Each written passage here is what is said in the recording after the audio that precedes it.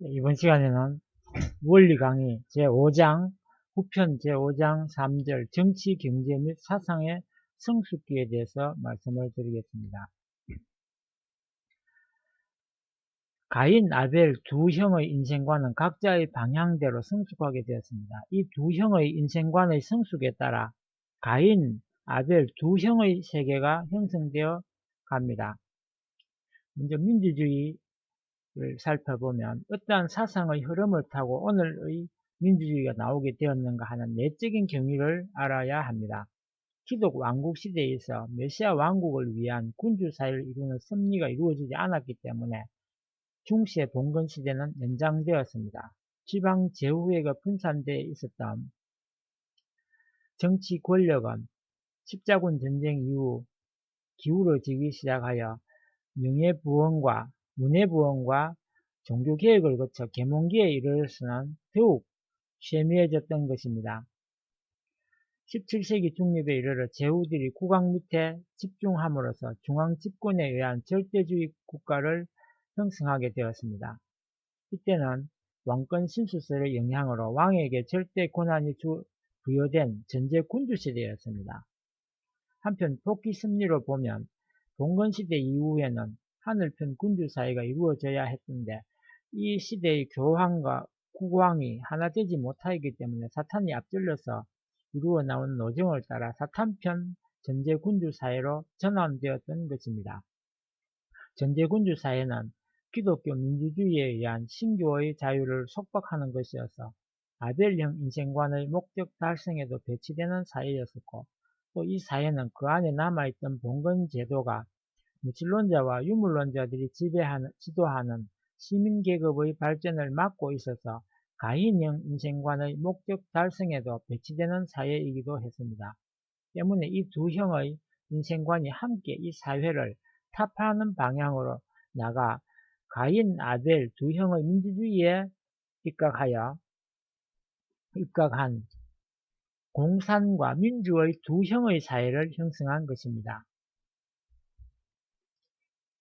그럼 가인형의 민주주의는 어떠한지를 살펴보도록 하겠습니다. 가인형의 민주주의는 프랑스 혁명으로 인하여 형성되었습니다. 당시의 프랑스는 가인형의 인생관으로 말미암아 무신론과 유물론으로 흘러가던 계몽사상에 물들어 있던 시민계급이 절대주의에 대한 모순을 자각하며 구제도의 잔해를 타파하려는 의식이 고조되고 있었습니다. 거기에서 시민들이 1789년 절대주의 사회의 봉건적 지배계급을 타파하는 동시에 제3계급인 시민의 자유와 평등과 해방을 위하여 민주주의를 부르짖고 일어난 혁명이 바로 프랑스 혁명이었습니다. 이 혁명으로 인하여 인권선언이 공표됨으로써 프랑스의 민주주의는 수립되었는데 이것이 가인형의 민주주의라고 하는 것입니다. 프랑스 혁명의 사상가 디드로나 달랑베르 등은 무신론 또는 유물론계의 학자들이었습니다.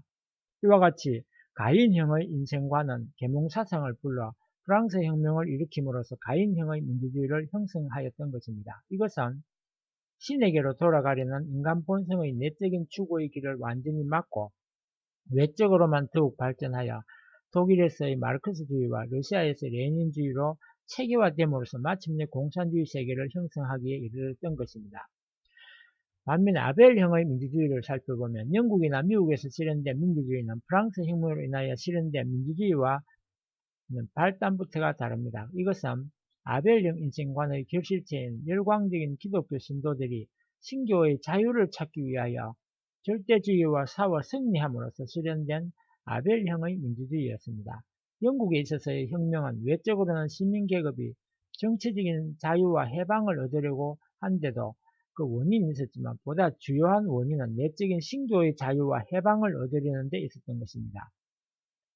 미국도 영국의 전제주의 왕정하에서 탄압을 받고 있던 청교도들이 신교의 자유를 얻기 위하여 아메리카의 신대륙을 찾아가서 1776년 독립국가를 설립함으로써 미국의 민주주의가 수립된 것입니다. 이 민주주의는 아벨형의 인생관을 중심하고 신교의 자유를 찾기 위하여 수립되었기 때문에 이것을 아벨형의 민주주의라고 합니다. 이렇게 되어 아벨형의 민주주의는 오늘날의 민주주의 세계를 형성하는 데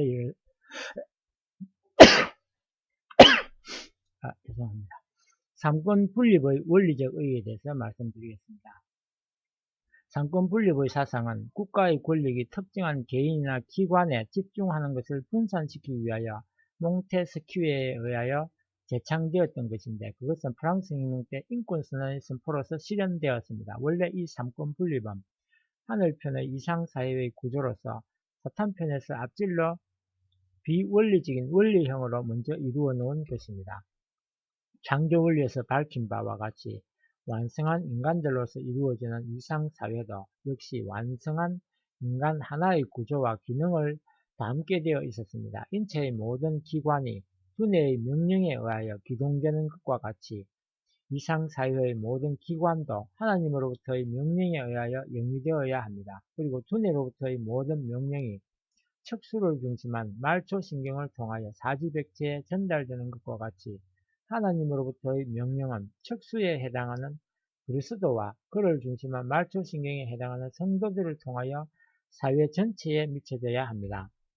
인간 하나의 폐장과 심장과 위장이 말초신경을 통하여 전달되는 두뇌의 명령을 따라 서로 상충이 없이 원만한 수수의 작용을 유지하고 있는 것과 같이 이 세 장기에 해당하는 이상사회의 입법, 사법, 행정의 3기관도 정당에 해당하는 그리스도를 중심한 성도들을 통하여 전달되는 하나님의 명령에 의하여 서로 원리적인 수수의 관계를 맺을 수 있어야 합니다. 오늘날의 민주주의 정체를 보면 삼권으로 분립되고 또 정당이 생겨남으로써 드디어 인간 하나의 구조를 담기에 이르렀습니다. 그러나 그것은 어디까지나 타락 인간과 같은 것이어서 창조 본연의 기능을 발휘하지 못하고 있는 것입니다. 정당이 하나님의 뜻을 모르고 있으므로 그것은 두뇌의 명령을 전달할 수 없게 된 척수와 그를 중심한 말초신경과 같은 것이라 하겠습니다. 즉 헌법이 하나님의 말씀으로 되어 있지 않기 때문에 입법, 사법, 행정의 세 기관은 마치 신경계통이 끊어져 두뇌로부터 오는 명령을 감응할 수 없게 된 세 장기와 같이 질서와 조화를 잃어버리고 항상 대립하고 충돌할 수밖에 없는 것입니다. 그러므로 재림 이상의 목적은 예수님이 오셔서 타락 인간 하나의 구조를 담고 있는 현재의 정치체제에 완전한 중추신경을 이어줌으로써 하나님의 뜻을 중심한 그 본연의 기능을 완전히 발휘하도록 하려는 데 있는 것입니다. 산업혁명의 이유에 대해서 말씀드리겠습니다. 하나님의 창조 이상은 단지 죄 없는 사회를 이루는 것만으로는 이루어지지 않습니다. 인간이 만물을 주관하라 하신 하나님의 축복의 말씀대로 과학을 발달시킴으로써 행복한 사회 환경까지 이루어 놓아야 합니다. 역사의 종말에는 영적인 무지를 완전히 제거할 수 있는 말씀이 나와야 하고 육적인 무지를 완전히 제거할 수 있도록 과학이 발달되어 이상사회를 이룰 수 있는 전 단계의 과학사회를 건설해야 되는 것입니다. 이러한 하나님의 섭리로 보아 영국의 산업혁명은 이상사회의 생활 환경을 복귀하기 위한 섭리에서 일어났던 것입니다. 이상사회의 경제기구도 완성된 인체의 구조와 같아야 하므로 생산과 분배와 소비는 인체에 있어서의 위장과 심장과 폐장과 같이 유기적인 수소의 관계를 가져야 합니다. 그러므로 필요하고도 충분한 생산과 공평하고도 과부족 없는 분배와 전체적인 목적을 위한 합리적인 소비를 할 수 있어야 됩니다.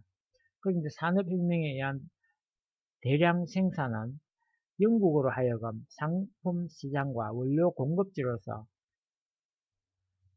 광범위한 식민지를 급속도로 개척게 하였습니다. 그리하여 산업혁명은 이상사회를 위한 외적인 환경 복귀뿐만 아니라 복음 전파를 위한 광범한 판도를 조성함으로써 내적인 복귀 섭리의 사명도 하게 하였던 것입니다. 이렇게 시작된 열국의 강화와 식민지 분할에 대해서 말씀드리겠습니다. 문해부흥 이후 가인 아벨의 두 형으로 갈라져 성숙하여 온 인생과는 각각 두 형의 정치혁명을 일으켜 두 형의 민주주의를 수립하였습니다. 이들은 다 영국의 산업혁명의 영향을 받으면서 급속도로 강화되어 민주와 공산 두 계열의 세계를 형성해 가게 되었습니다. 즉 산업혁명에 뒤이어 비약적인 과학의 발달에 따라 일어난 공업의 발달은 생산 과잉의 경제사회를 초래하였습니다. 그리고 과잉한 생산품의 판로와 공업원료의 획득을 위한 신지역의 개척을 필요로 하게 되어 급기야 세계 열강은 식민지 쟁탈전을 계속하면서 급속도로 강화되어 갔습니다. 이와 같이 가인 아벨 두 형의 인생관의 흐름과 경제발전은 정치적으로 이 두 세계를 민주와 공산의 두 세계로 분리케 하였습니다. 그리고 문해부흥, 즉 르네상스에 따른 종교, 정치 및 산업혁명에 대해서 말씀드리겠습니다. 가인형인 헬라 사상의 반중세적 복고운동은 인본주의를 낳아 르네상스를 일으켰습니다. 이것이 더 사탄편으로 발전하여 제2의 문해